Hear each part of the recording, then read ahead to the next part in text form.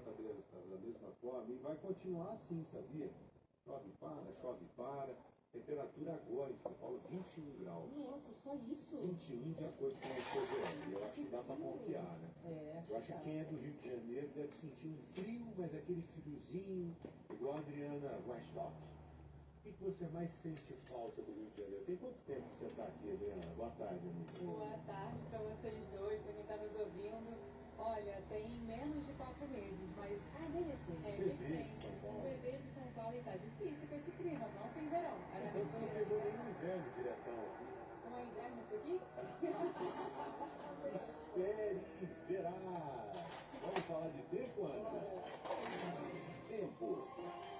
Com a Lívia Caetano, entre o fim da manhã e a tarde, as instabilidades ganham força em grande parte do Paraná, oeste e centro-leste catarinense, em áreas do noroeste, nordeste, litoral e serra do Rio Grande do Sul, além da região metropolitana de Porto Alegre, com pancadas moderadas a fortes e risco de temporais no estado paranaense. E em áreas do norte, leste e nordeste do Paraná, a situação é de perigo, para acumulados elevados de chuva. As pancadas também ganham força em São Paulo, Rio de Janeiro, Espírito Santo e grande parte de Minas, com alerta para temporais no estado paulista, sul, norte, serra interior fluminense, centro-sul e triângulo mineiro. No sul, sudoeste e litoral norte paulista, também há chance de acumulados elevados de chuva. As instabilidades aumentam pela região central do país. E também alerta para temporais em Campo Grande. No norte e nordeste, as instabilidades aumentam ao longo do dia, com risco de temporais em algumas áreas, enquanto as temperaturas continuam elevadas. E o tempo permanece abafado. Lívia Caetano, da Clima Tempo. Valeu, Lívia. Muito obrigado, viu? Um abraço a todos do Clima Tempo. Agora sim, já com a Adriana aqui, nós falaremos de guerra. Essa guerra que ela tem escalado, sim, e ontem teve uma escalada diferente. A subida do petróleo lá, todo mundo se assustou, e não tem como não se assustar. O Irã, ele vem usando das armas que tem. Não são armas poderosas como as armas dos Estados Unidos e Israel, mas eles têm atacado algumas bases de áreas mais vulneráveis. Imagine só o Bahrein. O Bahrein é um país pacífico, né? Um país que se envolve em guerra e foi atacado, uma base petrolífera foi atacada no Bahrein. Além disso, o Irã atacou uma base de desalinização. Imagina só. Olha só como a guerra ela é sempre má, ela é sempre ruim, sempre canalha. E o Irã está se utilizando de uma ferramenta importante, que é atacar estrategicamente o petróleo mesmo desses países como um todo, e por ter uma liderança, uma coordenação no Estreito de Hormuz, ele tem, pelo menos no primeiro momento, condição de criar um impedimento, como já criou. E o Trump, depois de ouvir algumas ameaças do Irã quanto a isso, de que, ó, ninguém passa aqui, se passar vai ter problema, ele já agiu, né? O Trump já agiu e fez algumas declarações nesse sentido, não é, Adriana? Exatamente. O Donald Trump sabe o poder que ele tem com qualquer fala dele. Então, quando ele viu o petróleo indo lá em cima, quase 120 dólares americanos, o que ele fez? Falou que essa guerra estava quase completa, como está dizendo que dizem Israel e Irã. E ele próprio, né? E falou ele 5 próprio. semanas, uns dias atrás. Né? Exatamente. E aí, o que aconteceu? O preço do petróleo abaixou e, como você falou, chegou ali por volta de 80. Agora está 84. Desculpa só te cortar, mas é para atualizar. Caiu quase 15% de até hoje. Caramba, 84, então, dólares americanos, a gente com essa informação. E aí, o que o Irã faz, como o Joel estava falando? Eles tentam tornar a guerra cara. É simplesmente isso. Quanto mais cara eles conseguirem tornar a guerra, mais pressão eles conseguem fazer nos Estados Unidos para que eles parem com os ataques.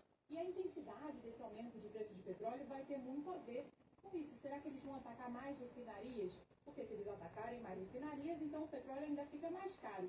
Hoje, inclusive, a gente teve vários países, deixa eu até ver quais países especificamente, a Arábia Saudita, os Emirados Árabes, o Kuwait e o Iraque, que juntos reduziram a produção de 6,7 milhões de barris de petróleo por dia. São cerca de 6% É chuva o dia todo, né? Chuva, né? Então, é muita coisa, são números muito altos que a gente fala e que realmente vão impactando a todos. Diminuiu porque não tem como entregar, mas diminuiu também devido à destruição dessas algumas bases petrolíferas. existe um medo também.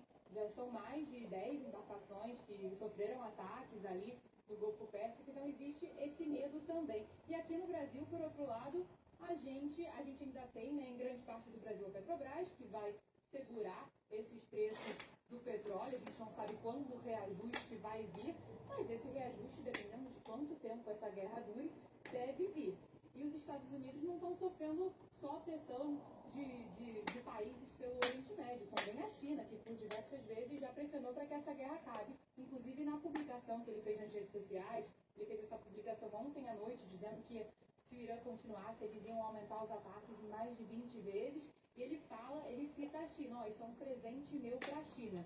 Aí uma forma de tentar apaziguar a situação com a China, que importa muito petróleo do Irã. Só que hoje o secretário de Guerra dos Estados Unidos, o Pete Hegseth, chegou a falar que seria a terça-feira mais violenta, o dia mais violento em termos de ataques dos Estados Unidos contra o Irã.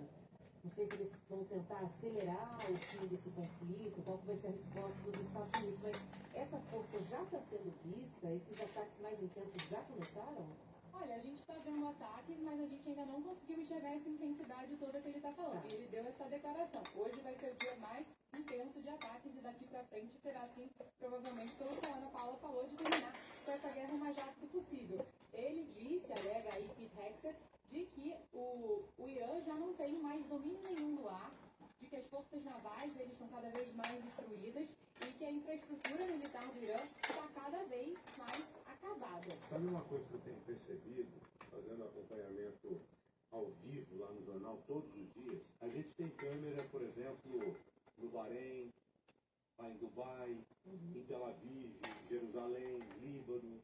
Só que nós não temos câmeras no Irã.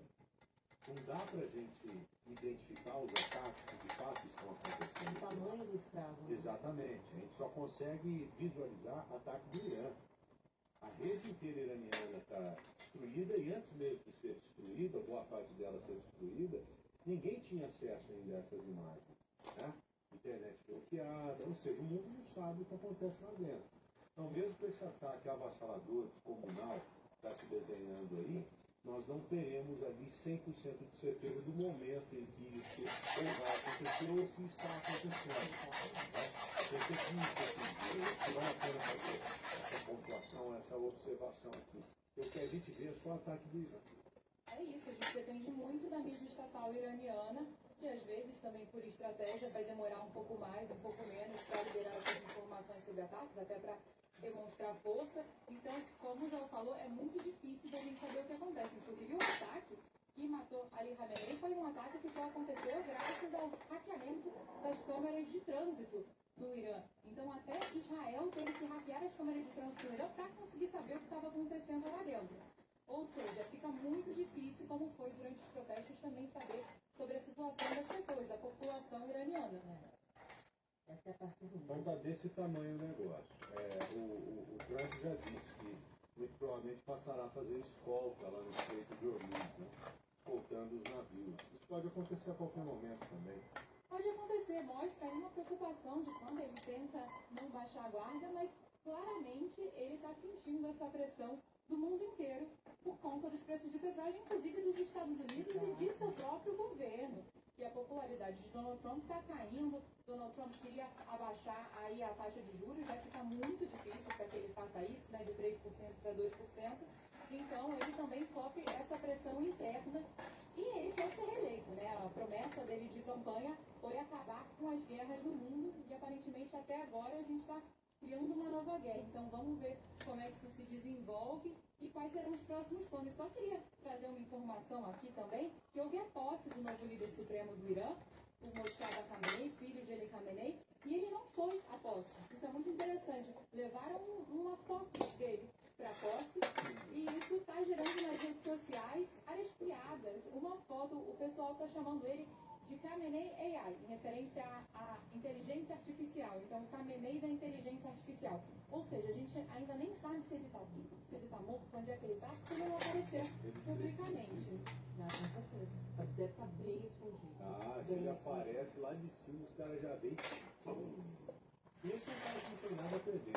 Perdeu a família toda nos ataques. Perdeu a família inteira. Então, isso mostra que Filhos, pode pai, usar mãe. regime, não vai perder nada. O cara que perde o que ele perdeu, você acha que ele está ligando para bagaço? E aí, qual o plano de voto, então? Vai garantir o novo regime? O plano é o seguinte, o regime ele nem deve entrar mais em discussão. Eu acho que o plano é acabar militarmente com o Irã. Ele deve seguir desse jeito. E condição para fazer isso tem. Tem? Tem um pouco importa o regime, se é A ou B, se é mais gordo ou mais magro. O regime lá, o importante é que eles não tenham armas. E ele ganha um tempo para reconstrução. Exato, aí reconstrói daqui a algumas décadas, vai lá de novo, pá, explode tudo de novo. Se tiverem coragem, né, de criar novamente. Nós estamos falando bastante da bomba atômica, né, que os Estados Unidos se antecipou para a não criação de uma bomba atômica por parte dos iranianos. O serviço de inteligência levantou há pouco tempo também uma empresa de mísseis hipersônicos seria feita nos próximos meses da China para o Irã. O Irã compra armamento da China. A China vende para o mundo inteiro. E essa compra ela causou uma preocupação muito grande para os Estados Unidos e para Israel, que essa é uma tecnologia que hoje nenhuma força militar tem contra para ela. Tem como combater. É difícil de rastrear, né? Os supersônicos, hoje a Marinha dos Estados Unidos, as forças israelenses, conseguem impedir. Agora o hipersônico não. É um míssil que ele vai numa velocidade acima do som, é um hipersônico, só que ele vai muito perto também do solo ou da água. É difícil de você se antecipar, é difícil de você combater. Então, imagine se uma leva dessa chega para os iranianos. É difícil. Então eles agiram para se antecipar também quanto a isso. E ó, lá nos Estados Unidos está todo mundo de olho nessa questão dos juros, né? A gente vai ter só para fechar essa discussão na semana que vem já. E aqui no Brasil a mesma coisa. Semana que vem tem reunião do Copom para falar sobre taxa de juros. Na última reunião, antes do início do conflito, que foi lá em janeiro, o Copom manteve a taxa em 15%, mas falou, olha, a inflação está estagnada, o que sobe, o que oscila está dentro de uma margem de segurança, o Brasil está operando dentro do limite que a gente considera saudável. Não tem guerra lá no Irã. Na próxima reunião a gente deve começar a reduzir a taxa básica de juros, mas agora há uma preocupação comum de que isso possa mudar, porque a gente está na base da incerteza, né? E na incerteza os economistas gostam de atuar tentando pegar pelo caminho mais seguro. Verdade. Adriana Weinstock, muito obrigado, minha amiga. Bom trabalho para você. Gostei do acento aí ucraniano que você usou. Correto? Mas Nós puxamos uma tradução simultânea lá no Brasil, gente. Acho que foi sexta-feira. A tradução simultânea de Adriana Weinstock. fica mais divertido assim. Não é? Gostei. Tchau, valeu. Agora, 2h19, o Lucas Taveira está com a gente aqui no estúdio. Ou tá verão aí. É um rapaz pequenininho que a gente tem aqui na equipe, que veio para falar de um assunto muito sério, que teve mais um desdobramento hoje, mais uma nova prisão, daquela rede de exploração de menores, que é liberada, segundo a polícia de São Paulo, por um piloto de 62 anos, piloto comercial de voos da Latam, que foi preso, inclusive, dentro do aeroporto, dentro do avião, na frente dos passageiros. E por ser piloto, o cara viajava o Brasil inteiro. Ou Né? seja, tinha rede em todos os Eu lugares. até falei, não é possível que esse cara não tenha mais relações Brasil afora. O piloto está cada dia num lugar, cada semana num lugar. E com essa doença que esse vagabundo tem, com esse mal que ele tem dentro de si, imagine só o mal que ele levou para tantas cidades, para tantos estados. Aí o resultado, mais um desdobramento na tabela. É isso, João. Ótima tarde para você, para Ana, todo mundo ligado aqui na Rádio Bandeirantes. Segunda fase da operação Apertem os Cintos. Operação, então, que começou deflagrada quando esse piloto foi preso no aeroporto de Congonhas, a gente lembra, no dia 9 de fevereiro, no início do mês passado, quando ele foi preso. Para quem está acompanhando no YouTube da Rádio Bandeirantes, já vai conseguir ver as imagens dele sendo preso. Esse caso, então, que chamou bastante atenção na época. E agora a Polícia Civil prendeu uma mulher também suspeita de estar envolvida nesse esquema que o Sérgio Antônio Lopes, esse piloto, estava envolvido. A mulher de 29 anos foi localizada no Espírito Santo e as investigações da polícia apontam que ela enviava fotos e vídeos de uma criança de 3 anos para esse piloto.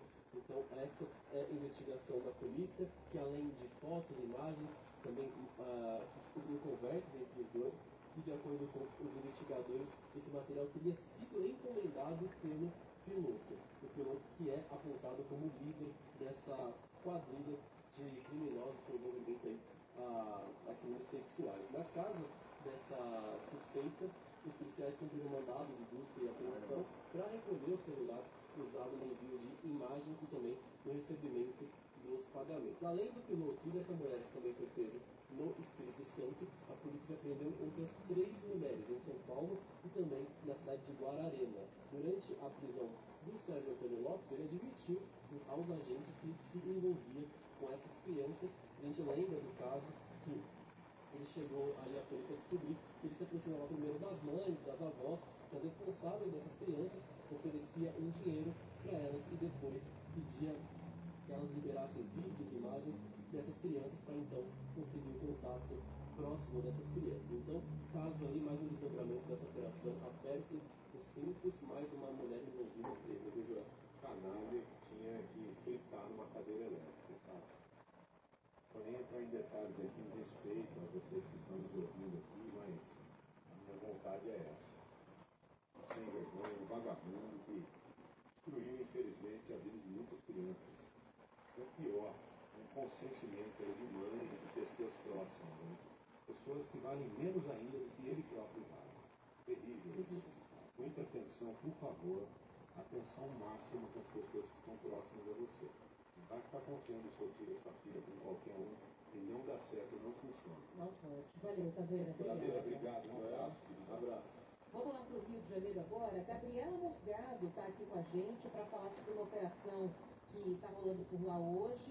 Até agora a gente estava no número de 15 presos por acusação de ligação com o bicheiro Rogério de Andrade. Está nesse número ainda, Gabriela? Boa tarde. Oi, Gabriela, bem-vinda.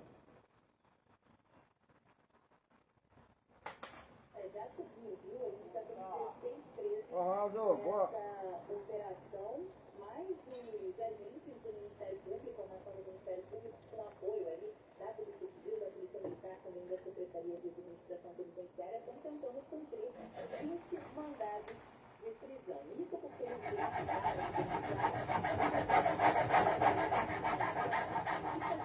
o núcleo de segurança do bicheiro Rogério de Andrade, como a gente lembra, era o bicheiro mais procurado do Rio de Janeiro até 2024, quando ele foi preso. Segundo essa investigação do MP, esses agentes eram lotados em bairros diferentes, mas atuavam especificamente na região de Bangu, na zona oeste do Rio, fazendo a segurança dos pontos de jogos de azar controlados pelo contraventor. Então, eles ainda estão nas ruas, essa operação ainda não acabou, 16 prisões até agora. Um dos mandados, inclusive, é contra o próprio Rogério de Andrade, que já está detido na Penitenciária Federal de Campo Grande, no Mato Grosso do Sul. Uma carabina, inclusive uma arma, foi apreendida com um dos policiais militares presos. Eles estavam com um silenciador, o que é proibido por lei.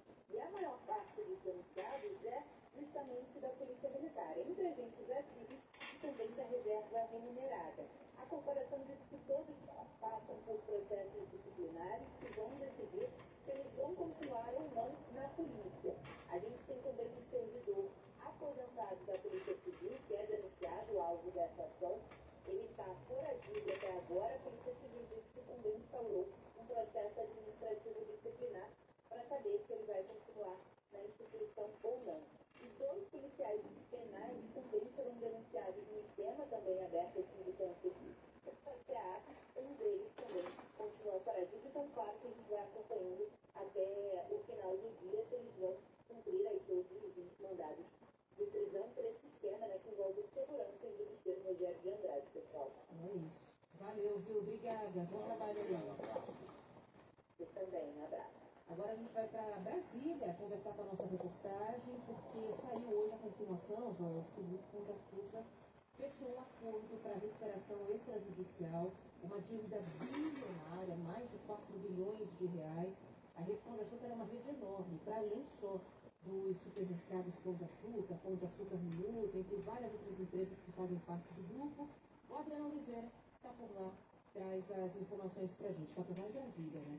E traz as informações para a Oi, gente. Adriano. Boa tarde.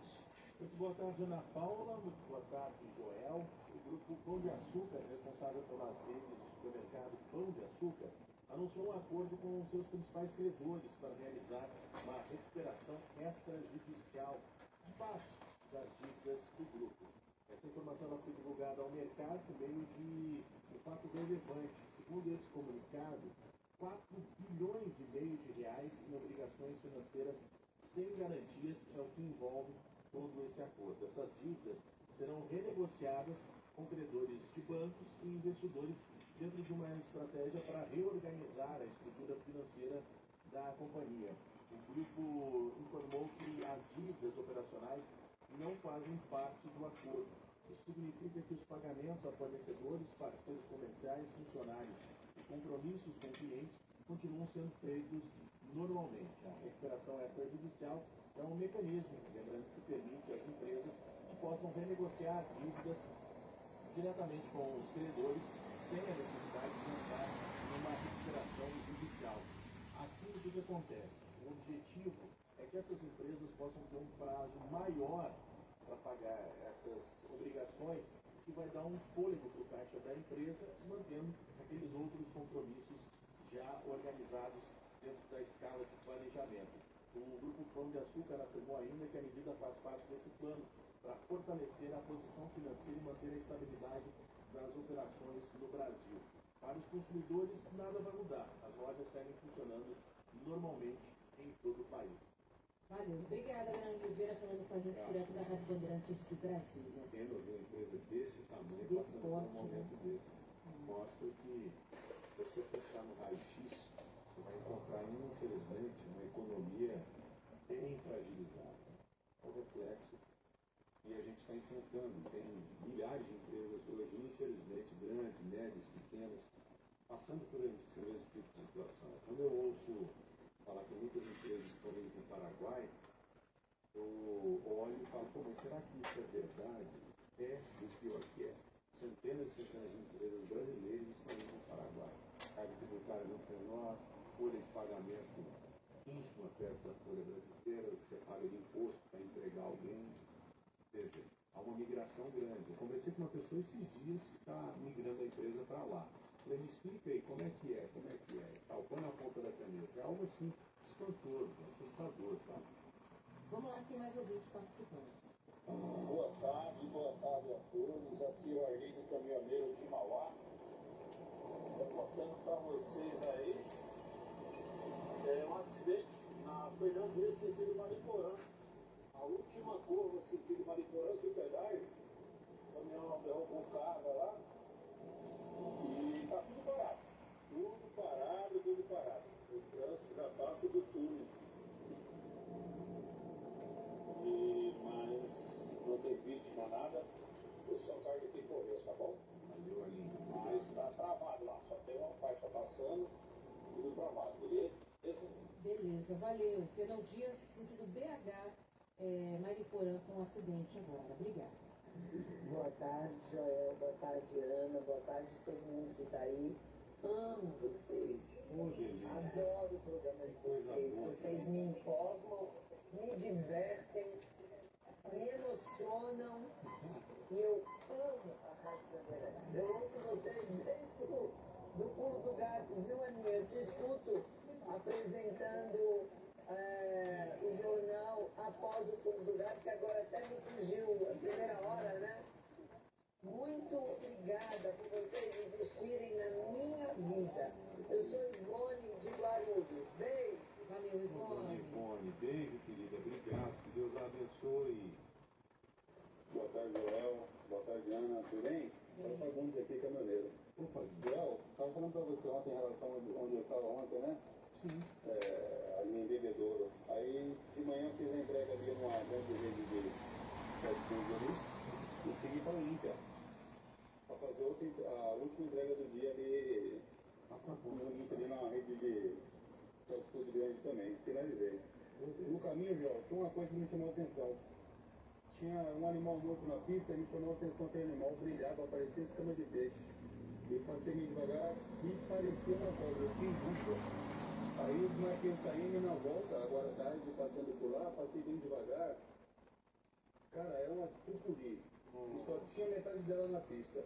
A outra metade, não sei o que aconteceu, enfim. Pra você ver como é que essa área aqui, por estar chovendo bastante, aqui deve ter muito prédio, né? Lagoas. Então tem um bicho por aqui, né? É a primeira vez que eu vejo um bicho desse aqui morto na estrada.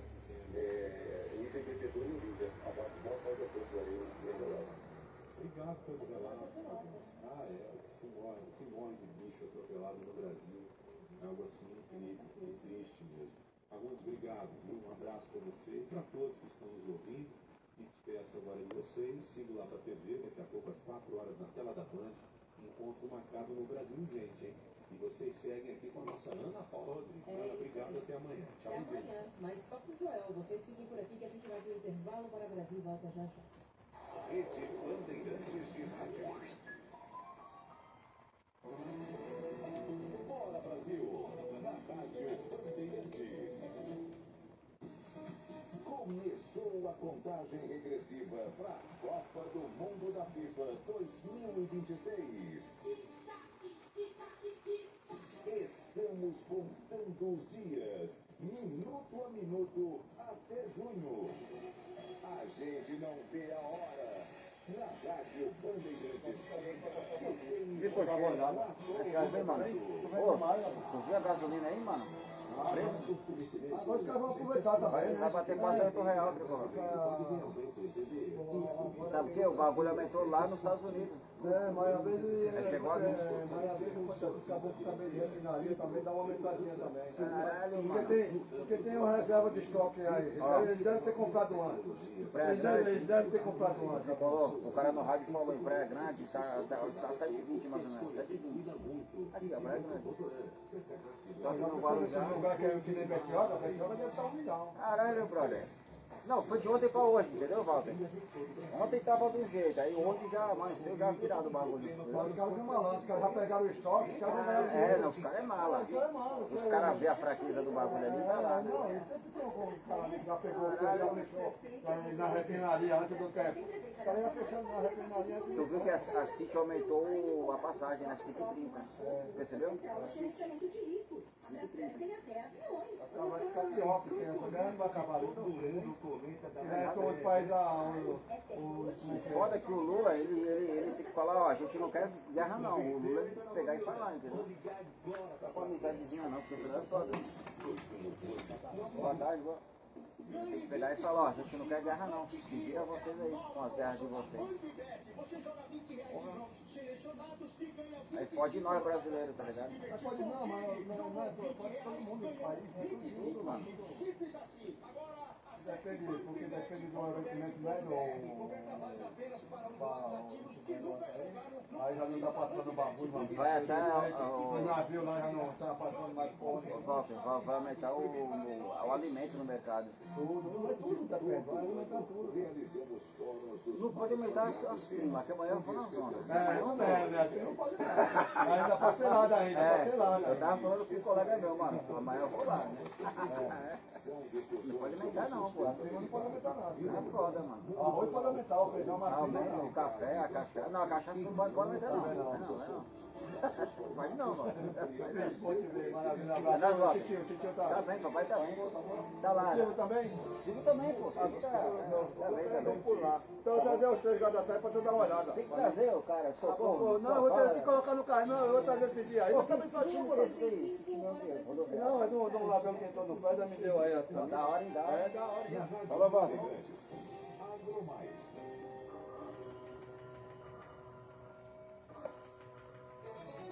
Andrés Luiz, tudo bem? Boa tarde. Tudo ótimo por aqui, Ana, muito boa tarde, como vai você? Tudo bem, tudo certo. A gente vai falar hoje sobre o custo do café com leite, a notícia boa que eu tô sabendo. Exatamente, porque o café e o leite são itens essenciais, né, que fazem parte da cesta básica. E ontem a Conab divulgou a pesquisa cesta básica mensal, diferente em fevereiro, mostrou que o preço subiu em algumas capitais e caiu também em outras capitais. 5 itens essenciais ficaram mais baratos, como você já viu, o café e o leite são alguns deles. Os outros são o óleo de soja, o açúcar, o arroz e o arroz, perdão, né? Estão presentes na mesa do brasileiro diariamente e ficaram aí um pouco mais baratos em fevereiro. pelo menos na maioria das cidades. O excesso de oferta e a expectativa de uma safra recorde puxaram a queda do óleo e do café. O Brasil deve colher novamente a maior safra da história de grãos, totalmente puxada pela soja, e isso acaba barateando o óleo também. O café não ficou mais barato porque há uma expectativa de volume forte, com aumento de 17% em relação ao ano passado, que foi um ano pior, a gente teve prejuízo. Então isso é bom, porque é mais um motivo, né, para a gente comemorar uma baixa do café, a gente tem uma falta de corte. O arroz teve um momento de colheita no Rio Grande do Sul, então a redução é natural no período. No caso do açúcar, a demanda está fraca há um tempo já. Comentamos uma vez aqui, o consumo de açúcar está sendo reduzido pela população no mundo inteiro nos últimos anos, e isso vem deixando o preço mais baixo. E se a gente toma com prejuízo do tarifácio, então explica mais ainda os preços estarem caindo. O setor lácteo vive uma coisa peculiar, né, um acúmulo de importações no Mercosul, e mesmo com a produção forte, então acabam jogando o preço também para baixo. Do lado das altas, a carne bovina de primeira aumentou em 20 capitais, e o motivo está na menor disponibilidade de animais prontos para baixo e também no bom desempenho das exportações, então acaba pressionando o preço um pouco mais para cima. O feijão, que vinha numa tendência de queda, também é outro alimento que acabou subindo em fevereiro, subiu em 26 das 27 capitais, tanto o feijão carioca como o feijão preto, então ficaram mais caros. São Paulo continua com a cesta básica mais cara do país, valor que chegou a R$ 852,87 no mês. Depois vem o Rio de Janeiro e Florianópolis.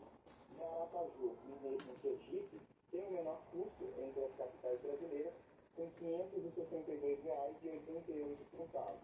Vale reforçar aqui que nas cidades do Norte e do Nordeste, a composição da cesta é diferente, eles prezam até por alguns alimentos mais regionais, como a farinha de mandioca, e por isso o custo nessas regiões tende a ser menor.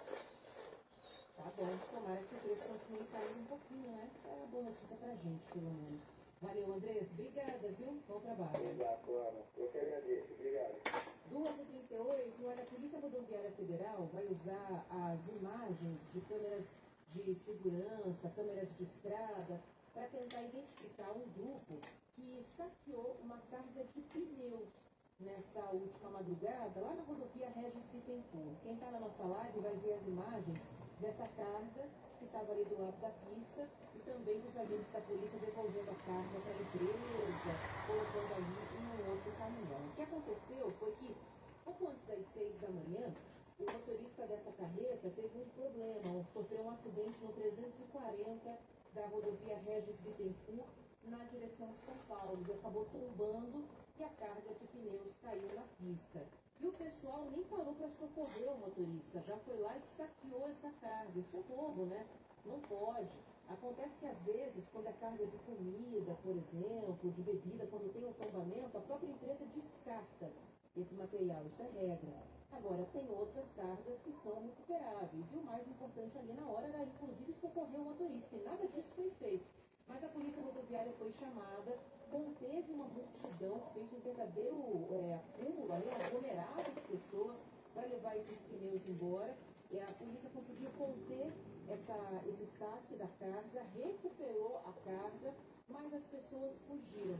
E agora eles estão tentando identificar quem foram esses saqueadores por meio das câmeras ali da rodovia. O motorista ficou machucado, o motorista desse caminhão, ele foi levado para o pronto-socorro de Juquitiba e a gente não tem ainda detalhes do estado de saúde dele, mas a gente torce para que esse motorista esteja bem. Mas agora as pessoas, os saqueadores, serão identificados pela Polícia Rodoviária Federal.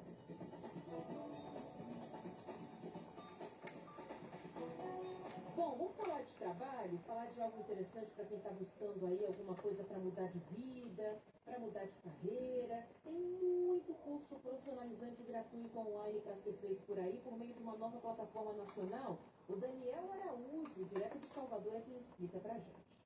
O governo federal lança um aplicativo de celular com 30 mil cursos de qualificação profissional gratuitos. A plataforma é integrada à carteira de trabalho digital e tem o objetivo de facilitar o acesso à capacitação e aproximar trabalhadores das demandas reais do mercado. E essas qualificações podem ser um grande diferencial para quem está buscando emprego. Esse é o caso do autônomo Wellington de Assis. Se qualificar, que é muito importante, né? Fazer cursos, que é muito importante, é algo que coloca você à frente no mercado de trabalho, ter estudo, ter que ter um network, ter que conhecer as pessoas, também é muito importante. Seja para buscar o primeiro emprego, seja mudar de área, essa preparação pode deixar a pessoa mais perto do sucesso. É o que aponta a especialista em desenvolvimento humano, Lélien Garrido. Currículo grande não faz grande diferença na medida em que eu verifico se essa pessoa ela está se atualizando ou não, se ela está indo buscar aquilo que vai trazer para ela um diferencial no mercado. Para se inscrever, basta abrir o aplicativo da Carteira de Trabalho Digital através da conta gov.br e localizar o banner da Qualifica Pro. Ao clicar na ferramenta, é possível filtrar os cursos por região e área de atuação. Para realizar a matrícula, clique na opção para mais detalhes, acesse o site oficial para ser redirecionado ao portal da instituição. Isso aí, então tem como você mudar de carreira e melhorar, né? Na sua própria área de atuação, nesses cursos gratuitos online, buscar conhecimento para tentar, né, evoluir, ganhar mais. Sempre bom, né? Quem não gostaria de passar por isso? Tem ouvinte mandando mensagem aqui pra gente. Oi, Joel, tudo bem, Aninha? Aqui é Lorival, falando da cidade de Itanhaém. Essa rádio é maravilhosa, pega muito bem aqui, tem uma audiência muito grande dessa baixada, muita chuva por aqui também. Mas, Joel, quando você for falar de culinária, lembra de mim, Lorival da cidade de Itanhaém. Eu quero ir degustar, faz uma marmitinha pra mim, outra pra mim aí, eu vou buscar. Um grande abraço pra vocês, brincadeiras à parte, mas obrigado por dar notícias maravilosas. Tem hora que as notícias são muito tristes, mas a gente está curtindo a rádio aqui pela Baixada. Um grande abraço, Lorival da cidade de Itanhaém. Valeu, Lorival, obrigada. Quem não gostaria, né, de fazer essas degustações? Cabe mais aí ao Joel. E sabe o que vai dar para acompanhar na Rádio Bandeirantes nesse fim de semana? A gente tem transmissão do Oscar 2026, grandes expectativas em relação ao Brasil. O Danilo Copato está aqui para falar sobre isso. O Oscar 2026 está chegando e o cinema brasileiro vive uma fase histórica na premiação. Em 2025, o Brasil alcançou um novo patamar.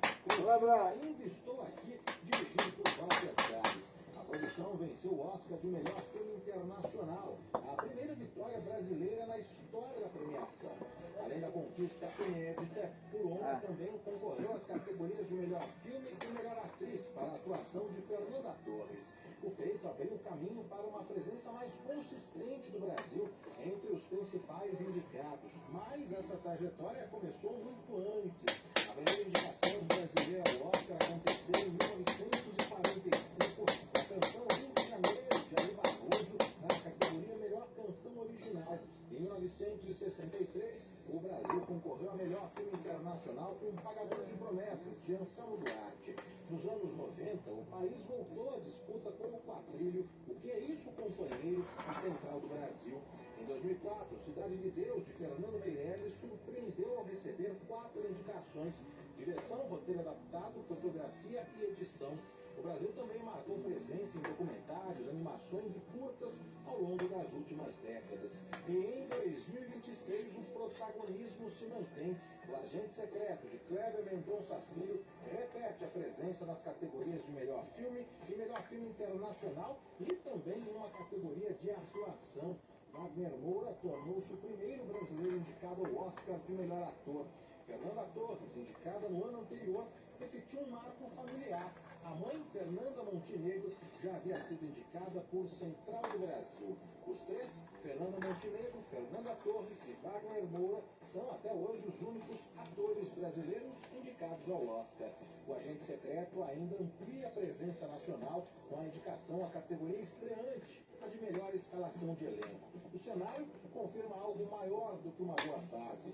Mostra a consolidação do cinema brasileiro no circuito internacional. E não à toa, o Agente Secreto já acumula prêmios importantes em festivais ao redor do mundo.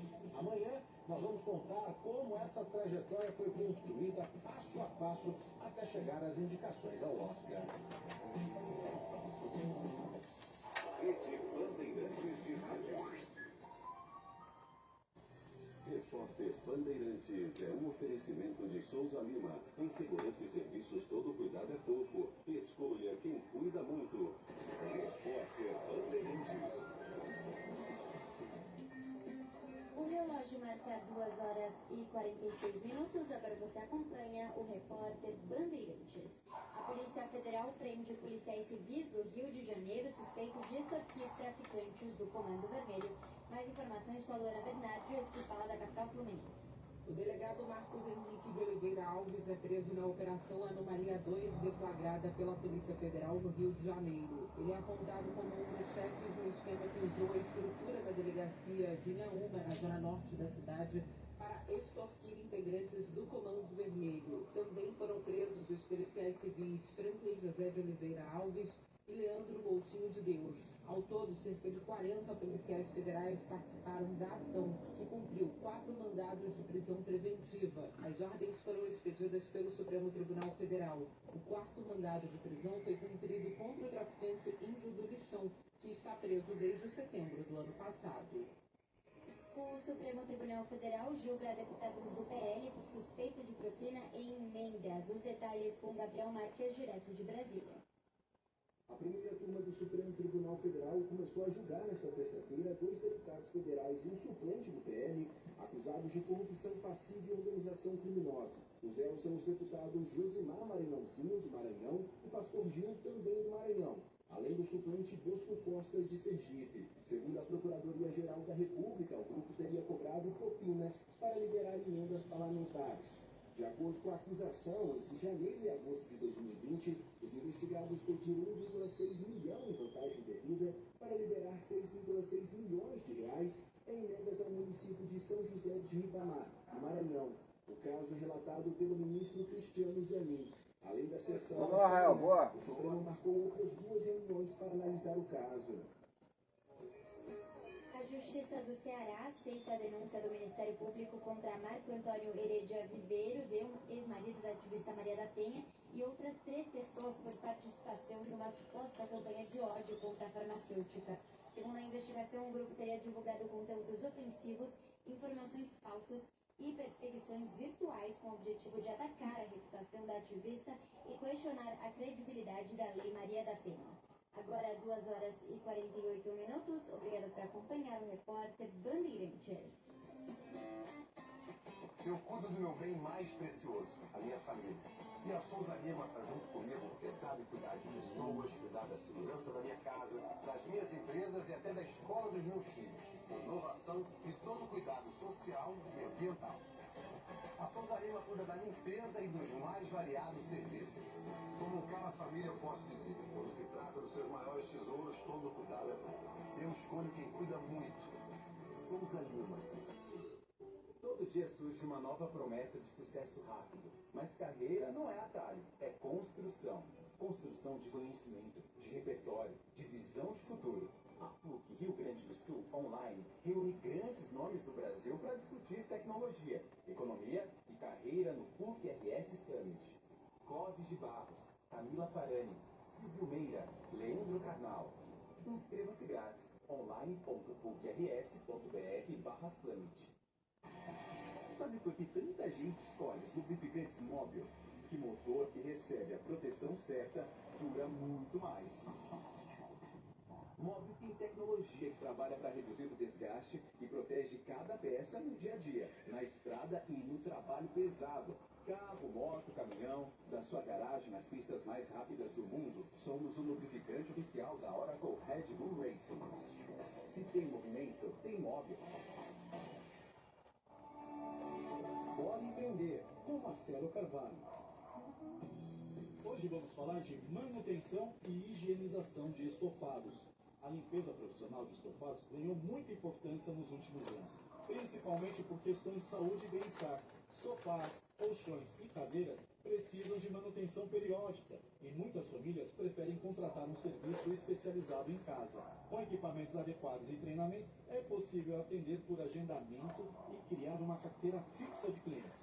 É um serviço que funciona o ano todo e permite crescimento gradual, conforme o profissional amplia sua estrutura e capacidade de atendimento.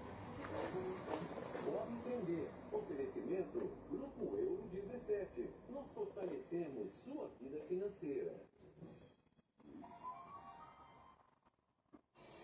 Repórter Bandeirantes. Saúde e qualidade de vida. Com o médico infectologista Evaldo Stanislau. Nosso assunto com o Dr. Evaldo hoje é saúde da mulher. Saúde da mulher importa muito e deveria ser uma prioridade da sociedade, de acordo com o recente editorial do periódico The Lancet. Em média, 9 anos da vida de uma mulher ocorrem com a saúde em sofrimento, 25% a mais do que nos homens e, ao contrário deles, inclui-se todas as fases da vida, desde a primeira menstruação, e não apenas na velhice. Além das diferenças clínicas entre homens e mulheres, também existem doenças que ocorrem mais nelas, sobretudo ligadas ao sistema reprodutivo e sistema hormonal, como doenças uterinas, fibromas, adenomiose, endometriose, e problemas associados à menopausa. São problemas de alta prevalência e os sintomas impactam severamente o cotidiano feminino, com impactos na vida pessoal, escolar e profissional. Investir na saúde feminina para melhor controle dessas condições pode levar até $1 trilhão de economia a cada ano pelo incremento de produtividade e redução dos custos com cuidados da saúde. Para se ter ideia, estudos com mulheres mostram que de 14% a 15% de faltas no período menstrual e até 65% com menor performance no trabalho nesse período. Deve-se melhorar também a qualidade do diagnóstico. Ainda leva-se de 5 a 12 anos para o correto diagnóstico de endometriose, com consultas em média a 8 diferentes profissionais de saúde. O atraso diagnóstico certamente impacta no desfecho da terapia. A iniquidade de acesso e reduzida oferta ainda de profissionais treinados em ultrassonografia ginecológica transvaginal, necessária em muitos casos. A terapia também merece atenção, pois além de frequentemente invasiva, é também ofertada de forma desigual. E o subfinanciamento da saúde feminina é realidade em todos os cenários econômicos, seja em países ricos ou pobres. Dessa forma, devemos ser claros, sobretudo no mês das mulheres, que investir em saúde da mulher, mais que uma necessidade, deve ser uma prioridade social. Fique bem e até a próxima. Você ouviu o médico infectologista Dr. Evaldo Stanislau, CRM 72705. Bora, Brasil! Vem com a Bandeirantes, com Joel da Atena e Ana Paula Rodrigues. 2h53, relógio virando para 54 já. Bora lá falar de esporte, vamos falar de futebol, porque tem bastante notícia. Tem mudança de técnico no São Paulo, né? Contratação que foi anunciada hoje. Tem Campeonato Brasileiro, tem mais o que, Guilherme Agrela? Boa tarde. Oi, Renato, tudo bem? Boa tarde a você, boa tarde a todos que nos acompanham aqui no Bora Brasil. Olha, Roger Machado chegou ao São Paulo, como você muito bem disse, inclusive, vamos ouvi-lo.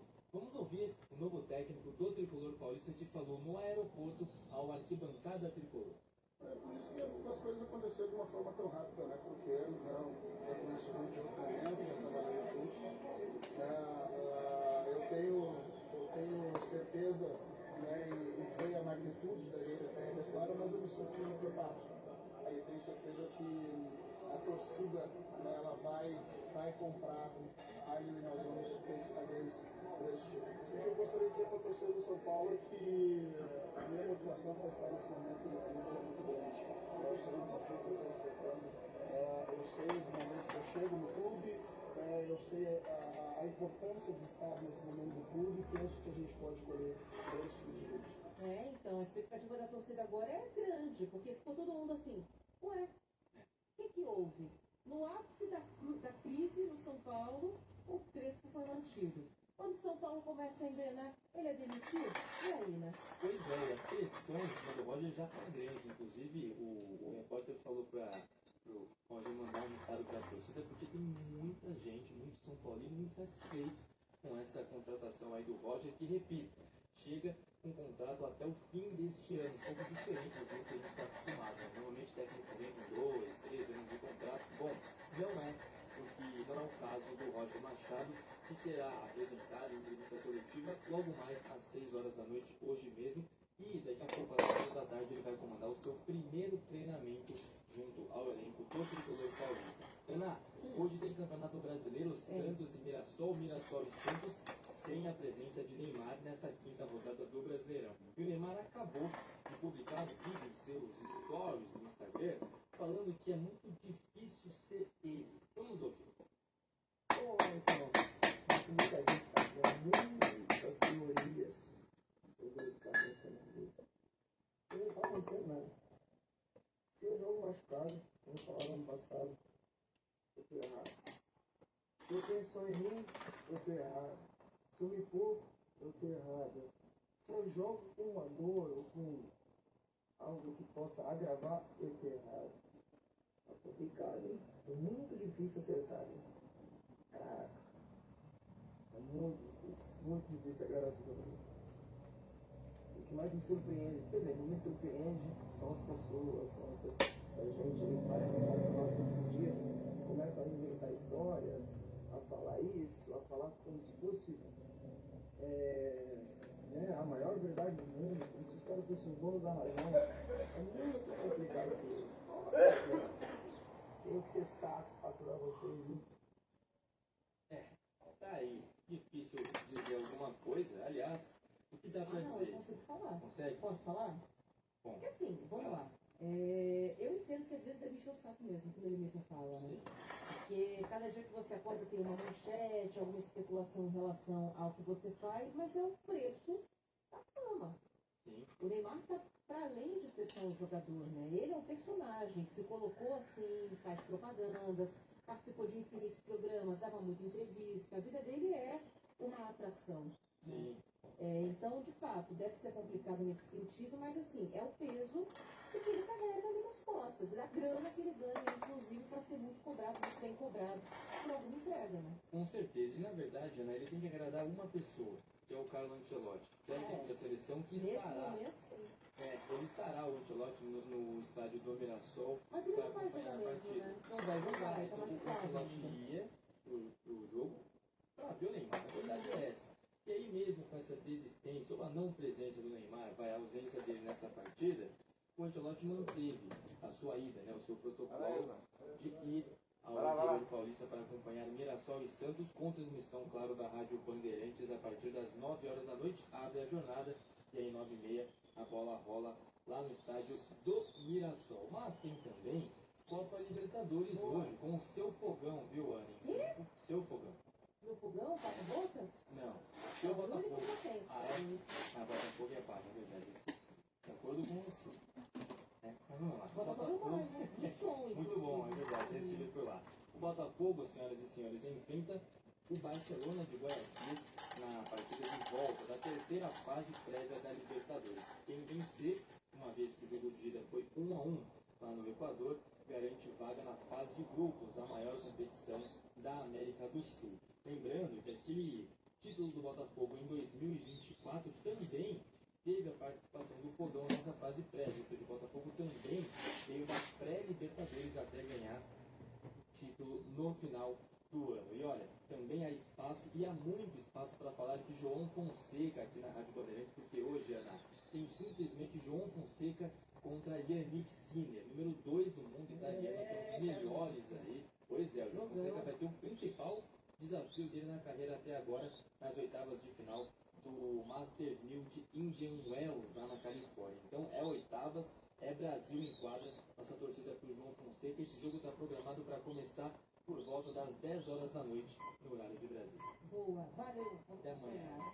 Gente, obrigada também pela companhia. O Bora Brasil volta amanhã a partir da 1 da tarde. Tchau. Bora Brasil, na Rádio Bandeirantes. A partir de agora, a Bandeirantes acontece com Cristiano Convec e Cláudio Zaidan. Rádio Bandeirantes de São Paulo. ZYN 680. VIP Rádio e Televisão Limitada.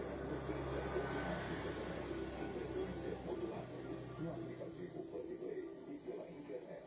radiobandeirantes.com.br. Ouvido em todos os lugares do mundo. Rádio Bandeirantes.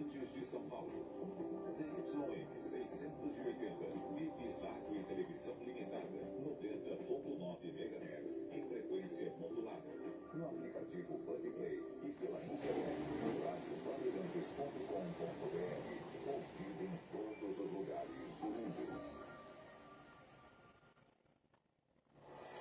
Você está na Bandeirantes, no seu rádio há 88 anos, no aplicativo Bandplay, no YouTube e nas redes sociais. Agora, Bandeirantes acontece, com Cláudio Zaidan e Ronald Jimenez. 3h01, boa tarde. Acontece. Aqui a análise das notícias mais importantes do dia.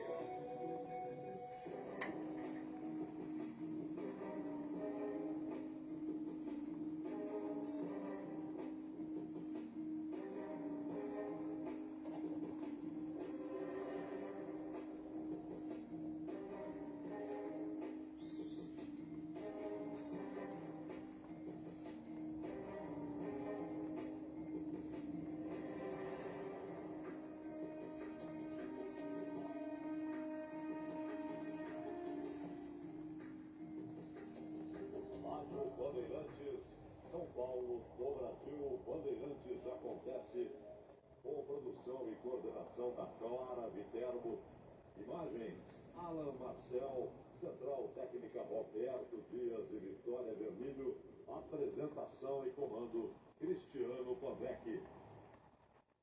Pavec, boa tarde, estou vivendo Galatasaray e Liverpool. 1x0 Galatasaray, o jogo está com 16, mas fizeram 1x0 aos 6. Me lembrei de Ronald Jimenez, porque o Liverpool está jogando com a camisa preta. E convenhamos, se não é inédito, é raro. Boa tarde. Boa tarde, Zaidan. Boa tarde também para você aí em Uberaba. Boa tarde para Clara Viterbo e para o ouvinte da Rádio Bandeirantes. Tudo bom, Manuel? Todos nós ligados aqui na Rádio Bandeirantes nesta terça-feira, 10 de março de 2026, uma terça-feira chuvosa em São Paulo, mais um dia chuvoso em São Paulo, com muitos problemas no trânsito, mas seguimos firmes aqui para levar ao nosso ouvinte ao longo dessas próximas 2 horas muita informação, muita análise, a gente bater papo mesmo, ficarmos juntos nesta tarde de terça-feira. Olha, Zaidan, o Liverpool de verde só pode ter um propósito. Homenagem ao título palmeirense, né, deste último domingo, o Campeonato Paulista do Palmeiras, e claro, sabendo dessa predileção de Ronald Jimenez pelo verde, resolveu ir a campo nesta terça-feira, que será de muitas emoções do futebol mundo afora, claro, com essa homenagem ao Alviverde aqui de São Paulo dos Ouvintes. Pois é, e o Liverpool, que tem a alcunha de Exército Vermelho, né? Uma referência até ao exército soviético, formado pelo Trotsky lá no início da Guerra Civil, o Exército Vermelho. E o Exército Vermelho hoje está verde, meu caro colega. Pois é. A gente segue monitorando tudo o que acontece no futebol pelo mundo. O Galatasaray está ganhando, né, Zé? 1x0 Galatasaray. Ainda 1 a 0. Tempo, né? Mas a gente vai informando, e claro, tem muito palpite para a gente dar nessa edição do Bandeirantes Acontece. Enquanto a gente segue firme aqui com você, ouvinte da Rádio Bandeirantes, a gente segue ligado também no que acontece lá pela região do Oriente Médio, tudo que envolve o conflito entre Estados Unidos, Israel e também o Irã. Linha Internacional. É por isso que a gente já vai para Nova York, porque o Eduardo Barão, correspondente da Rádio Bandeirantes nos Estados Unidos, está com a gente nesta abertura de Bandeirantes Acontece com novidades sobre a guerra, né, Barão? Boa tarde para você. Olá, Cris. Boa tarde para você, para todo mundo também aí no Brasil. A escalada da guerra no Oriente Médio ganhou um novo capítulo hoje, depois de ameaças diretas do secretário de Defesa americano Pete Hegseth. Numa entrevista, ele afirmou que o dia seria marcado pelo mais intenso bombardeio americano contra o Irã desde o início do conflito.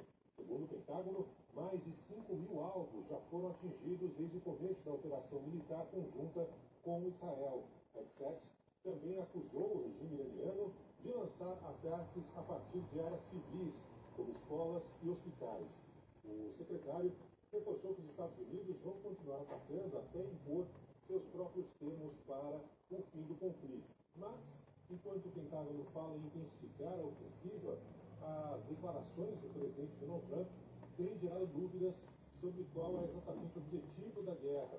Em diferentes entrevistas, Trump afirma que a operação militar já estaria praticamente concluída.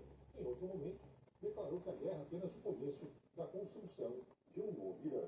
Obrigado, Eduardo Barão, conosco direto dos Estados Unidos. E enquanto o Donald Trump continua com essas declarações, né, um pouco diferentes, inclusive, do secretário de guerra lá dos Estados Unidos, pelo menos na reação, em relação às expectativas, as reações em relação às expectativas sobre a guerra, parece que deram uma tranquilizada nesta terça-feira. O barril de petróleo ontem bateu na casa dos $120, gerando um temor mundial, uma agonia danada. Baixou a fervura, né? Está trabalhando ali ainda muito alto, na casa dos $90 nesta terça-feira, mas num patamar um pouco diferente do que a gente tinha ontem, enquanto todo mundo aguarda, em compasso espera, os desdobramentos do conflito e o que vai ser feito ali naquela região do Estreito de Hormuz, que é por onde passa, né, um quinto do petróleo mundial. Hoje a petrolífera saudita, a Aramco, ele tinha uma nota dizendo que a situação, se não for resolvida em pouco tempo, pode gerar uma catástrofe, né, econômica para aqueles países da região e, claro, com efeitos mundo afora. Aqui no Brasil, Zaidan, a gente já tem impactos, e é claro que a gente já começa a sentir impactos no nosso bolso, né? A gasolina aqui em São Paulo, segundo o Sindicato do Comércio Varejista, o Sinpopetro, os combustíveis aqui em São Paulo já subiram 8,4% desde o início do conflito. Eu já percebi que no posto onde eu normalmente abasteço o carro, de ontem para hoje, a gasolina subiu 10 centavos, e tem outros relatos de ouvintes, inclusive ao longo de toda a programação da Rádio Bandeirantes, com reajustes inclusive maiores do que isso, em outras regiões do país ainda maiores, coisas de R$1, às vezes, no preço do litro do combustível, seja gasolina, seja diesel. Áreas da agricultura já com relatos de falta de fornecimento de diesel, principalmente para a colheita, ou seja, os efeitos podem ser que Donald Trump esteja falando de uma forma muito séria, que o conflito deve terminar logo, mas está todo mundo de olho mesmo nos efeitos que isso tudo vai gerar para o nosso dia a dia, aqui na nossa vida, tão longe desse conflito, né, Zé? Bom, Vec, o Trump, ele é contraditório o tempo todo, né? Ele diz e desdiz com uma facilidade tremenda, e nem se preocupa em explicar por que mudou os argumentos, ou opinião, ou posição. Ele muda de posição e não dá nenhuma explicação. Mas, na verdade, nesse caso, o Trump quis provocar exatamente o efeito no preço do barril do petróleo. Ele quis, com a sua declaração, acenar com uma situação de normalização, de recuo, de algum tipo de acordo, de estamos satisfeitos com o que já aconteceu, exatamente para provocar esse efeito. Primeiro, o Trump continua muito pressionado por sua base. Aquele movimento chamado MAGA não aceita essa ação militar dos Estados Unidos e diz que Trump está desrespeitando os seus próprios compromissos eleitorais, inclusive. Ele prometeu retirar os Estados Unidos de todas as guerras que não dissessem respeito diretamente à defesa aos interesses dos Estados Unidos. E aí, claro, ele sempre vem com a desculpa de que há um interesse. Ele chegou à canalice de dizer que Cuba representa uma ameaça elevadíssima à segurança nacional dos Estados Unidos. Tem que ser muito cara de pau, né, para dizer isso. E em relação ao Irã, ele mentiu descaradamente outra vez, afirmando que o Irã tinha condição de atingir os Estados Unidos com mísseis nucleares. Os Estados Unidos estariam ao alcance de armas que não existem. O Irã não tem armas nucleares. O Irã não tem artefatos nucleares. E ainda que tivesse, capazes de atingir o território dos Estados Unidos, mas não têm armas nucleares. Mas ele disse tudo isso, não, estamos satisfeitos, está acabando e tal, porque além dessa pressão interna do MAGA e da base de apoio ao Trump na sociedade dos Estados Unidos, há a questão daquilo que atinge todo mundo, mesmo quem está absolutamente desinteressado em assuntos internacionais nos Estados Unidos, fica interessado no preço da gasolina, do galão da gasolina, como eles dizem lá. E isso tem, claro, o poder de elevar preços. Então, o Trump percebeu que era preciso usar alguma coisa para acalmar o mercado de petróleo. Agora, hoje não há a menor perspectiva de redução das atividades militares, de redução do conflito. Pelo contrário, a escalada continua. A não ser que haja um recuo. A não ser que o Trump, de repente, faça um giro de 180 graus, mande os porta-aviões, os caças, os bombardeiros e os navios de apoio voltarem e diga que a ação está encerrada. É a única maneira, porque não há nenhum fato novo que possa levar a essa afirmação de que o conflito está perto do fim. Pelo contrário, ele parece, como disse o Hegseth, estar no começo. Agora, o Kovec, uma pergunta. Esses aumentos de preço de gasolina no Brasil, eles não têm uma causa econômica direta. Porque essa gasolina que está sendo vendida, essa gasolina que está sendo comercializada, ela já estava processada e distribuída muito antes do início desse confronto. E ela não sofreu qualquer impacto da situação no Oriente Médio. Outra coisa, se o argumento é de que os preços de derivados, devem imediatamente seguir as mudanças do preço do barril de petróleo no mercado internacional, o que em si não é lógico, porque uma coisa é o preço do barril, o preço do derivado segue outra lógica, e até porque é preciso mostrar, o Brasil importa quanto de gasolina? Da gasolina consumida no Brasil? 10%. 90% tem produção interna. Óleo diesel, 25 a 30, dependendo da situação. Mas o argumento foi que roçou nos $120 o barril. Mas e depois, quando desceu para 84, não teve redução de preço? Pois é. É um oportunismo de sempre, né, Zé?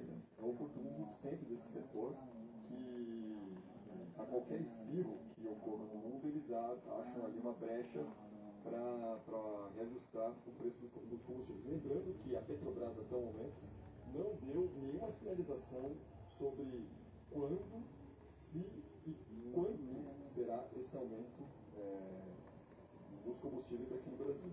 A Petrobras ela tem uma política e aplica essa política de esperar a estabilização para ver quanto que a conta ficou mais alta para de fato repassar para o consumidor. Porque a gente sabe que a gasolina, quando sobe, ela sobe imediatamente no anúncio da Petrobras. Mas a gente observou recentemente, ao longo desse último ano, principalmente 2025, uma série de reajustes para baixo do preço dos combustíveis aqui no Brasil, da gasolina especificamente, e em nenhum momento, ou raros os momentos, esse reajuste chegou na ponta do motorista na hora que ele vai colocar a gasolina no tanque. E eu falo isso porque um dos pontos do abastecimento, eu sempre acompanho e monitoro muito bem o preço dos combustíveis que eu estou colocando no meu carro. E assim, de 10 vezes que a Petrobras, pelo alto, tá?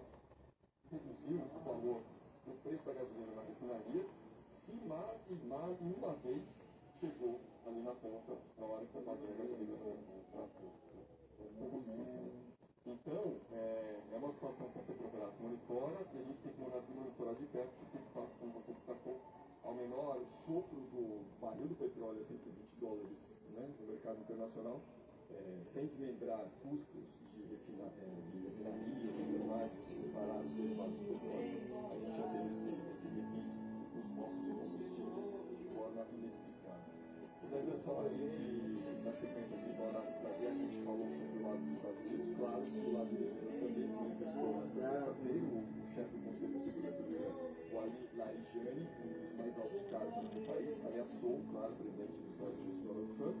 Larijani disse que se não intervir, chamou de ameaças vazias do norte-americano e disse que Trump deve tomar cuidado para não ser eliminado. O ministro das Relações Exteriores do Irã, o Abbas Araghchi, ele declarou que conversar ou negociar com os Estados Unidos nesse momento não está mais na agenda e que a guerra é um fracasso. E aí, observando que horas ainda, o presidente russo Vladimir Putin, sinalizando aí para a União Europeia, claro, com os interesses do Trump e do Putin, ele disse que a Rússia está pronta para fornecer petróleo e gás à União Europeia se o bloco decidir reorientar. Aliás, ontem o Putin e o Trump conversaram por telefone, por cerca de uma hora mais ou menos, e aí os dois lados colocaram posições interessantes.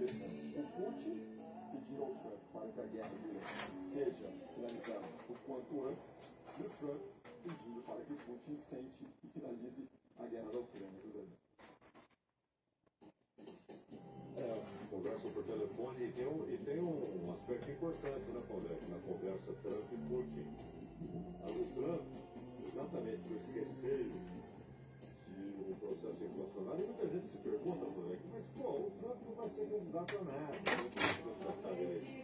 Ele não vai estar muito preocupado. Está, porque ele mesmo disse publicamente que se os republicanos perderem a maioria no Congresso, Câmara, Senado, ele correrá um alto risco de ser destituído. Trump disse isso publicamente. Se os democratas recuperarem a maioria no Congresso e Casa dos Representantes do Senado, ele diz que ele pode ser destituído. Ele acredita que será destituído.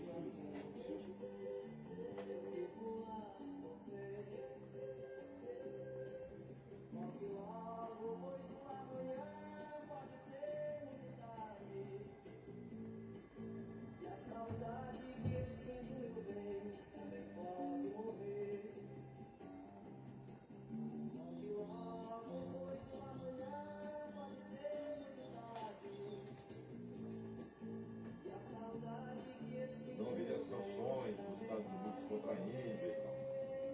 Compraria petróleo russo e o revenderia. Essa é a ideia. E o Putin, por sua vez, está dizendo aos europeus, olha, vocês não precisam sofrer tanto, mas precisam mudar a sua política. A Europa Ocidental, particularmente Reino Unido, França e Alemanha, o cara vai a rebote, mas esses três, e a União Europeia, e a OTAN, com o senhor Mark Rutte, que é o secretário-geral, gosta de guerra desde que ele não tenha havido a guerra. Mas eles são os grandes responsáveis pelo fato de a guerra entre Rússia e Ucrânia não ter sido encerrada, e não ter havido um acordo ainda. São grandes responsáveis, são incendiários. O Putin está dizendo, a Europa pode contar com o gás e petróleo russo, mas precisa reorientar, ou seja, mudar a política em relação à Rússia. É isso, a gente segue de olho aqui na Rádio Bandeirantes e, claro, também aqui no Bandeirantes Acontece. Faz uma rápida pausa, na sequência de volta mais fácil nessa parte de Bandeirantes de Rádio. Bandeirantes Acontece. Trânsito. Oferecimento Braspress, a sua transportadora de encomendas em todo o Brasil. Em São Paulo, ligue 2188-9000. Atenção com o ocorrência na Avenida Professor Francisco Morato, no sentido bairro, já forma 1 quilômetro de lentidão. A fila começa um pouquinho depois da rua Alvarenga, vai até a aproximação a José Chavarelli, que antecede a estação São Paulo Morumbi. Tudo tranquilo para quem segue pela Morato em direção à Marginal do Pinheiros. A linha de Eliseu Almeida agora funcionando muito bem nos dois sentidos. Quita sua comida em 31 minutos e R$200 em cupons com condições. Baixe o app e peça. Quita tão rápido que já chegou. Você sabia que sua empresa pode ter a infraestrutura de tecnologia financeira que todos os dias está por trás de milhões de transações? Estou falando da Cellcoin. Opere como uma plataforma de banking robusta com esteira de crédito integrada de ponta a ponta, além de um portfólio completo de pagamentos e acesso ao Open Finance. Seja qual for o seu segmento de atuação, a Cellcoin potencializa seus negócios. Acesse cellcoin.com.br e fale agora mesmo com um de nossos especialistas. Na nova temporada de Pesadelo na Cozinha, Eric Jacan está encontrando de tudo. E cada episódio um desafio e tanto para a paciência do nosso chefe. Haja trabalho e muita bronca para salvar os restaurantes. Ai, tá aí, papai. Esse é de boa? Pesadelo na Cozinha. Sufou o boi, não vai sair pra lugar nenhum, vai ficar aí. Já logo arrumei aquele guarda-chuva ali, ele tava zoado. Não conseguiu usar ele? Mas ele tava zoadinho, ó. Já logo arrumei ele hoje. Mas tu comprou, né? Não, eu tenho que fazer a mesma coisa que eu tenho que comprar, mano. Comunicação direta. Não, tu viu a gasolina? Não, você tem pesquisa. De ontem para hoje tem intensidade que subiu 2 nomes. Oferecimento Transpress, a sua transformação. Exatamente, me influenciou. Eu tava vendo o podcast que os caras falaram, mas eu não acreditei mês passado, tá ligado? Os caras falaram mês passado, chegou de lá. Mas é o mundo inteiro todo. Eu tava até falando isso com um tropeço hoje. Aqui, mano, a gente vai ter que começar a medir também. Caralho, Rodrigo, ó, de 5 metros era 6,30, foi pra 6,90. Tá ligado? Aonde tava 7, foi pra 7,50. É foda, viu? Bônus de 5 mil até 90% da FIP em seu usado planos completamente de R$ 23.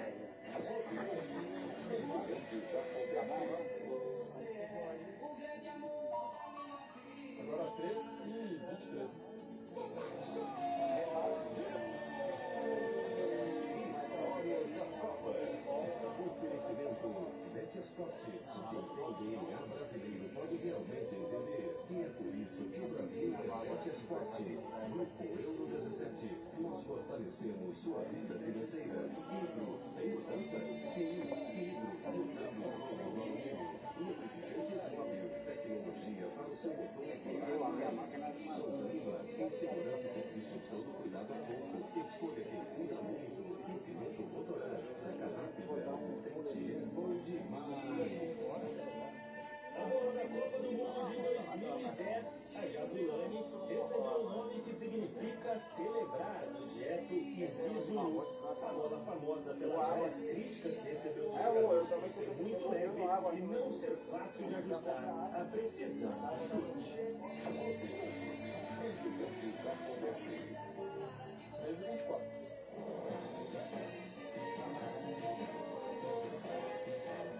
Rádio Bandeirantes, nas eleições 2026.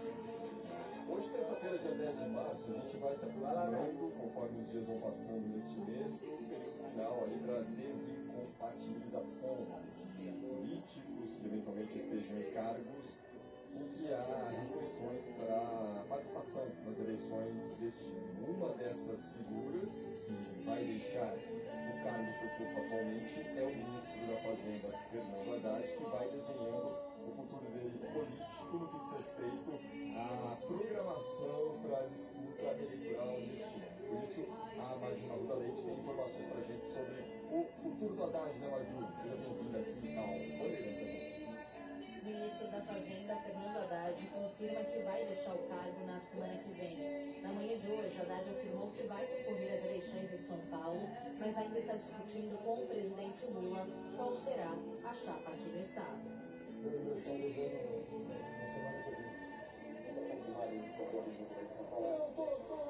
estamos conversando, né?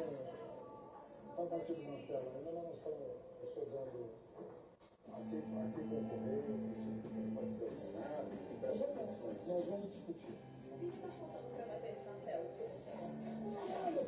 Eu tenho conversado com o presidente, a gente está alinhando também a questão de. Não é só a candidatura, né? Tem que ver o bloco de pessoas, o grupo de pessoas que vão compor a chapa, com os cuidados devidos. Fernando Haddad já havia sinalizado que poderia concorrer ao governo de São Paulo caso essa fosse a vontade do presidente Lula. Desde o início do ano, por várias vezes, Haddad disse que o desejo dele era ficar de fora dessa disputa e ajudar o presidente Lula na campanha à presidência da República. Em um evento aqui na cidade de São Paulo, na semana passada, Haddad disse que Lula tem desenhado cenários em que a participação dele aqui em São Paulo seria necessária. É o que mostra a última pesquisa do Datafolha divulgada no domingo.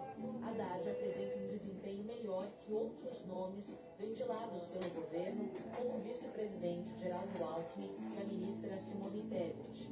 Apesar disso, o governador de São Paulo, Tarcísio de Freitas, lidera as intenções de voto no estado com 44%. Na sequência, Fernando Haddad com 31%. Hoje mais cedo, o ministro da Fazenda comentou a liderança de Tarcísio de Freitas nas últimas pesquisas. Sempre desafiador, né, para o progressista. Mas o importante da eleição, em primeiro lugar, é você qualificar o debate. É você, por meio do contraditório, você levar o nível do debate, o nível das propostas, e não deixar ninguém na zona de conforto. Nem situação, nem oposição. Comigo não acontecer isso. Com a saída de Fernando Haddad do Ministério da Fazenda, o atual número 2, Dario Durigan, vai assumir o comando da pasta. Daí o trabalho da Maju Arruda Leite, que deixa o tema do comentário do Bloco Saída da Abertura aqui no Bandeirantes, acontece em São Paulo. Bandeirantes de rádio. Bandeirantes acontece.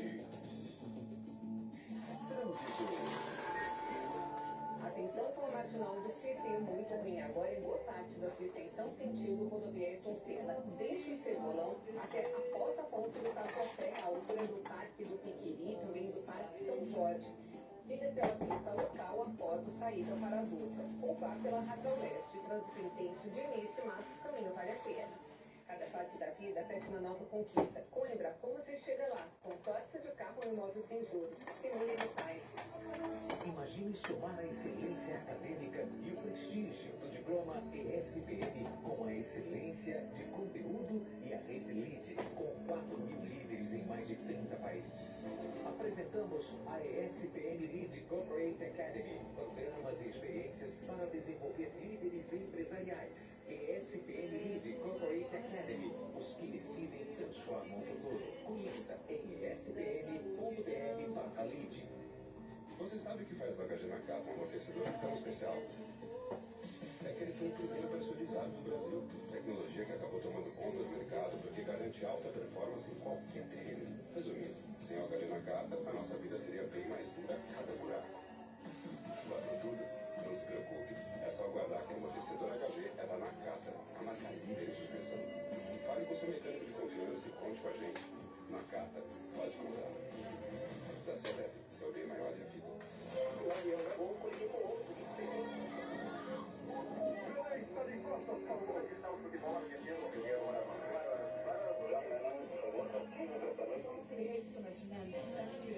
Tanto já se passou e não perdemos nada. Muito menos o rigor de seguir adiante, questionando, denunciando, trazendo as questões que importam para o debate, para a análise.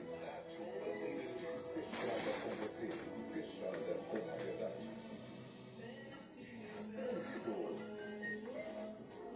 Oferecimento Braspress, a sua transportadora de encomendas em todo o Brasil. Em São Paulo, ligue 21889000. A marginal do Tietê também tem problemas no sentido Castelo Branco. A pista expressa é a pior desde a ponte da Caçapê até a rodovia Anhanguera, altura da ponte Artílio Fontana. Central e local melhores até a ponte do Piquiri. Só para lentidão na pista local entre a ponte do Piquiri e a rodovia dos Bandeirantes, ainda assim, essa é a melhor opção. Uma experiência muito além do padrão se espera no fogo de chão. Exerce chá e disputa churrasco que conquistou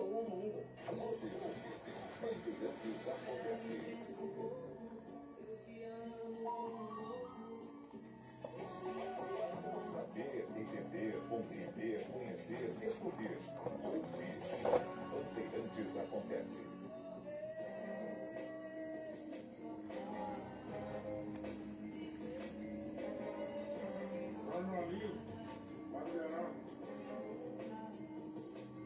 A Major Rodante informou há pouco que o Haddad ainda tem algumas conversas com o Lula, mas o que indica a missão que lhe foi entregue é de concorrer ao governo do estado de São Paulo. É fato que a pesquisa Datafolha, que levou à conclusão de que o Haddad seria a melhor opção para concorrer em São Paulo como oposição.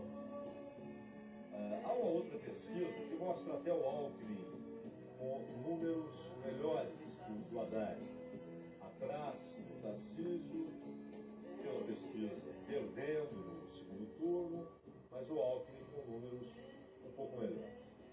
Só que o Alckmin já disse que não será candidato nem ao governo de São Paulo, nem ao Senado.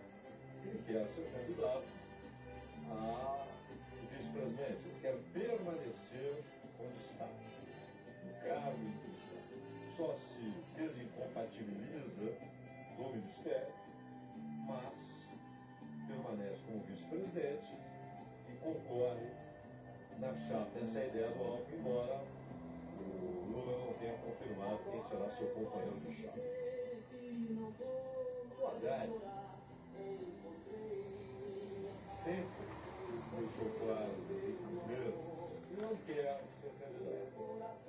O Haddad trabalhava com a ideia de deixar o ministério sim, mas para dedicar-se exclusivamente à campanha do Lula. Então o Haddad seria um dos principais coordenadores da campanha do Lula à reeleição. Essa era a ideia. Depois, claro, não acompanhando a nada, não teria cargo, motivo, e poderia voltar ao Ministério da Fazenda se fosse convidado, caso Lula ganhe a eleição. Guarda-chuva, né? O Haddad pode ser convidado a voltar ao Ministério da Fazenda. Se ele quiser. Cadê ele? Cadê ele? Deixa eu ver. Mas a ideia dele era não concorrer nem a governador, nem a senador, nem a deputado, nem a coisa outra. E o PT, inclusive, pessoalmente a Gleisi Hoffmann, mas o PT, na sua direção, o Edinho, etc., vinham tentando convencer o Haddad. E ele dizia, não quero. Como é que é o nome? Aqui a minha ferramenta não cabe aí dentro aí, ó. Eu conserto essas coisas aí, tá vendo? Que é grande, né? Vicente Carvalho, tu conhece Guarujá, né? Lá o menino faz na hora. Na Praça Caminhos de Piso, não tem a praça lá? Lá tem os boxes, tem as barraquinhas. É, o menino faz na hora. Mas se for ficar caro, é melhor tu comprar outro. E já manda colocar o símbolo do Corinthians, tá bom? Entendeu?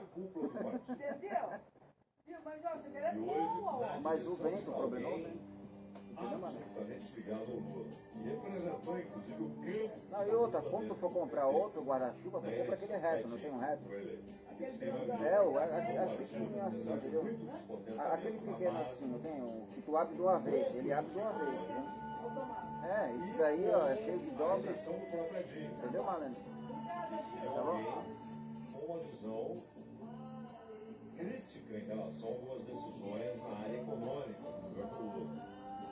Que ou o Rui Falcão, ou outro candidato, que nas simplificações, aqueles esquemas de simplificação, estão mais à esquerda em relação ao Edinho. Bem mais à esquerda. O Rui Falcão tinha mais chance de disputar para valer a presidência com o Edinho. O Edinho ganhou. Mas aí o Lula começou muito com Haddad, e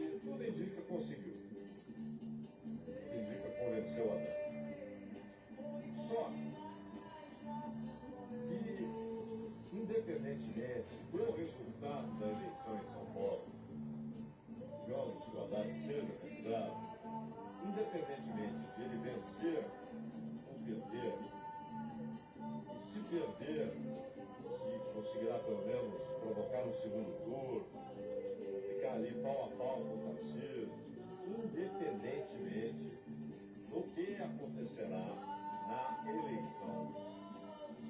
O PT faz um debate interno, discreto, até porque é uma questão muito sensível dentro do PT, que é o pós-Lula. Olha, o Lula quer disputar a eleição, ainda não é candidato oficial, chegou o tempo de homologação de candidaturas, mas a não ser que de repente ele comece a ter a percepção de que corre um alto risco de derrota, e ele não irá querer, na sua última eleição, sofrer uma derrota, e se ele tiver essa percepção, ele pode até buscar um outro candidato a presidente. E nesse caso, as coisas podem mudar e até o Haddad ser levado para essa missão, caso o Lula, como foi em 18, o Haddad foi colocado como vice do Lula, o Lula já sabia que o Tribunal Superior Eleitoral não iria aceitar seu pedido para ser candidato, não iria oficializar sua candidatura, diria que ele não poderia concorrer porque estava na condição de ficha suja, com condenação em 2 instâncias. E aí, já estava claro que o Haddad seria o candidato. E ele conseguiu ir para o segundo turno, perdeu para o Bolsonaro. Então, se o Lula resolve não concorrer, há a possibilidade de o Haddad, então, ter uma mudança de rumo. Em vez de concorrer em São Paulo, pode se tornar o candidato do PT a presidente. Mas hoje a história não é essa, o papo não é esse, o papo é Lula candidato. O Lula não enxergou qualquer motivo para mudar suas intenções. Continua trabalhando para ser eleito. Só que o Lula, sendo candidato, ganhando ou perdendo, sendo reeleito para um segundo mandato consecutivo, e portanto para um 4º mandato como presidente da República, podendo chegar a 16 anos como presidente do Brasil, só ficaria atrás de Getúlio Vargas, né, que governou primeiro 15 anos, 30 a 45, e depois mais 3 anos e meio ali, portanto 18 anos. O Getúlio Vargas, né, foi de 51 até sua morte em 54, 4 de agosto de 54. Só o Getúlio teria mais tempo na presidência da República do que o Lula. Já é assim, mas ele pode chegar a 16 anos. E aí, claro, será o último mandato do Lula. Não só porque ele não poderá concorrer ao terceiro, mas porque provavelmente ele não terá interesse em concorrer a qualquer outro cargo. E a idade? E se ele perde? Se ele perder a eleição, provavelmente o desfecho será apenas antecipado.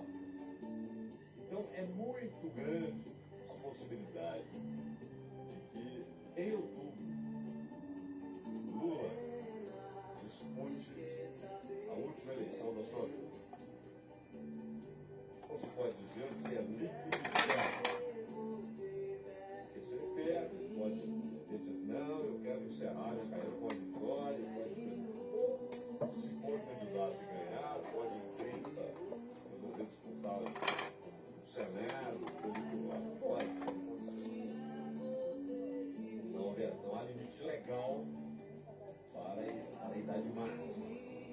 Não há uma idade máxima para concorrer, só a idade mínima. governador 30 anos. Agora, possibilidade de essa será a última eleição disputada por Lula, portanto, daqui a 7 meses, é muito grande. E o PT não discute isso publicamente, a não ser eventualmente tenha tratado o Zé Dirceu, o próprio Edinho, pela Gleice, em alguma entrevista. Mas não é qualquer entrevista. Normalmente é aquela entrevista mais longa, de podcast e tal. E o assunto acaba sendo abordado, mas sempre com muitas restrições. O entrevistado se impõe na resposta sobre esse tema. O que será pós-Lula para o PT? Esse é um assunto que discutiremos ainda em outras ocasiões.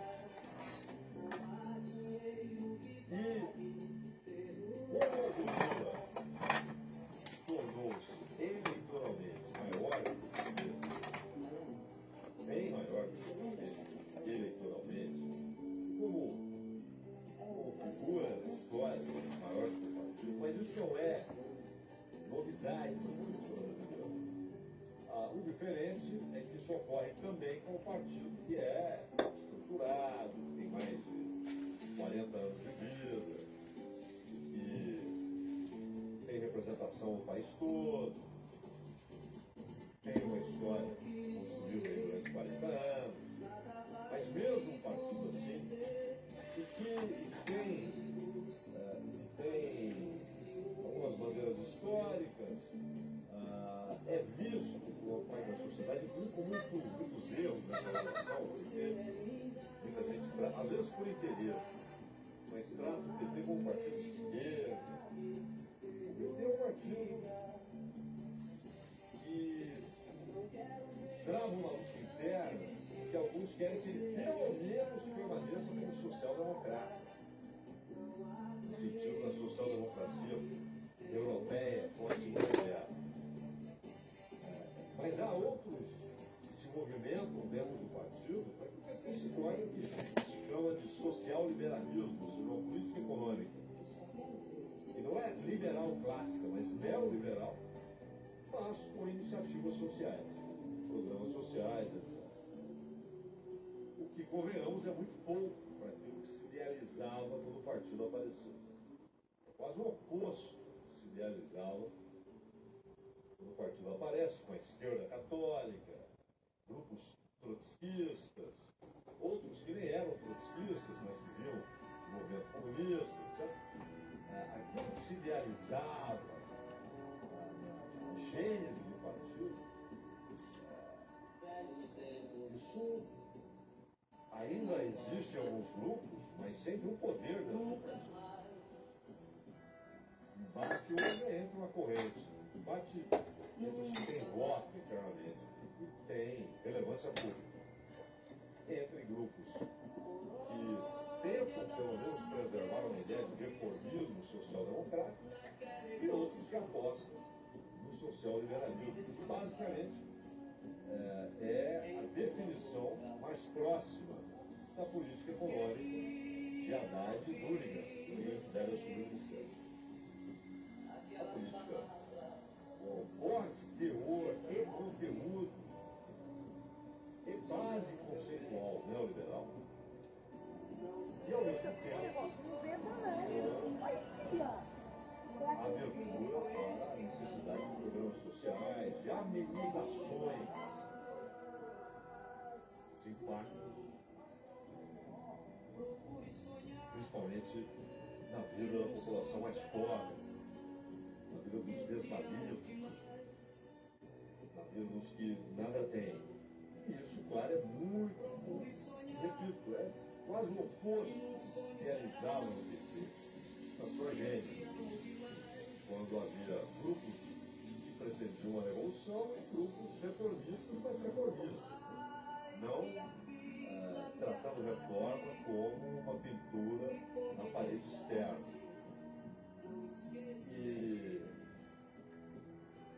Então, no Brasil é comum as pessoas nos anos 40, 50. Até 54, eram getulistas ou antigetulistas. Não eram petepistas ou antipetepistas. O Jânio Quadros depois foi eleito pela UDN, mas havia outros partidos apoiando o Jânio Quadros. As pessoas não votaram nos partidos, votaram no Jânio Quadros. O próprio Jânio e o Brizola, vamos lá, o Brizola, que representava a esquerda do trabalhismo, ambos pró-capitalismo, no momento levantaram bandeiras de revolução socialista, nada disso, pró-capitalismo, mas representavam o reformismo de esquerda dentro do trabalhismo. Que é um movimento que cresce exatamente na volta de Vargas ao poder eleito. Não com Vargas de 15 anos de ditadura, grande parte dela, com características claramente fascistas. Uma ditadura fascista. O Vargas que volta eleito, toma posse em 51, Vargas muito mais ligado ao trabalhismo. E Brizola, Jango representavam mais à esquerda. As pessoas diziam brisolista, janguista, não petista.